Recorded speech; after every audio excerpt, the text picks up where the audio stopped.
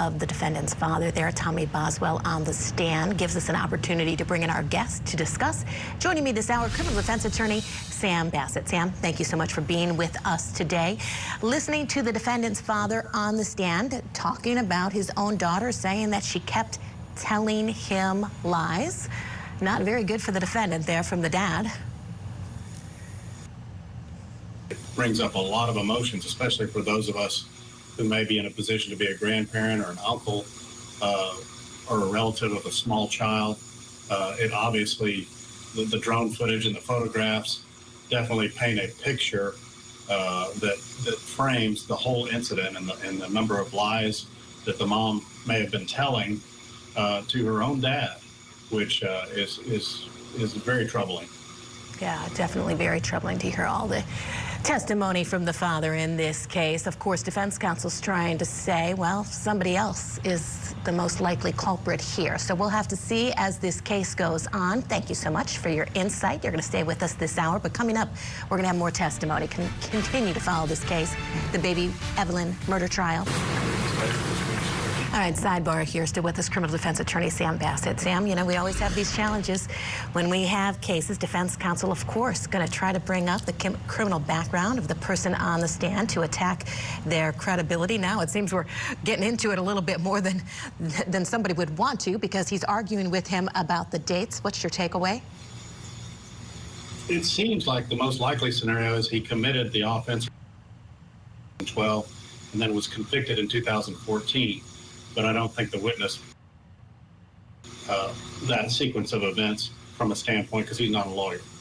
Yeah, and he probably just doesn't understand it, and it's just ending up leading to more questions inside that courtroom. So I don't know necessarily how much this is going to impact the jurors and their view of him. Obviously, they're going to think, okay, well, he had these past convictions, but he's talking about on the stand his daughter being a liar and how his granddaughter was gone and he was trying to find her.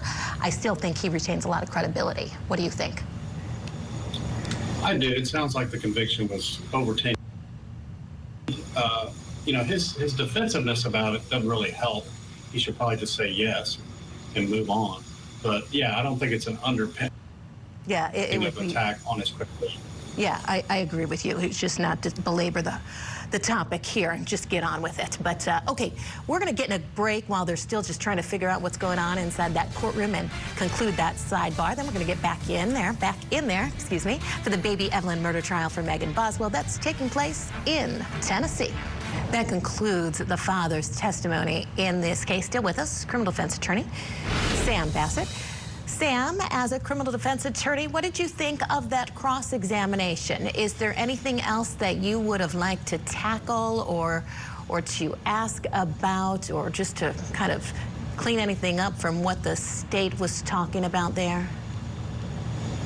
I think that the defense attorney's tack was first to make sure the jury knew right away that this man was a convicted felon, and then also kind of obliquely raised the possibility that he might have had something to do with putting the baby in the dollhouse, but without outright accusing him, kind of dancing around it a little bit with him in the cross-examination. Remember, the defense just has to raise reasonable doubt and raise possibilities.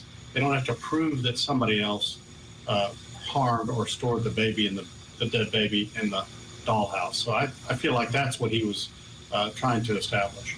Yeah, defense counsel has said here that maybe the baby died when the defendant was co-sleeping with the baby, or maybe the baby died from sudden infant death syndrome.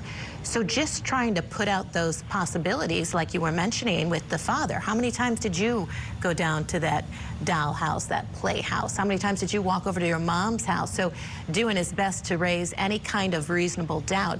What do you think? What else are you expecting to see as we move forward in this case? Well, I'm very interested in the autopsy and the medical examiner's findings, if they were able to assess the cause of death given the age of the corpse.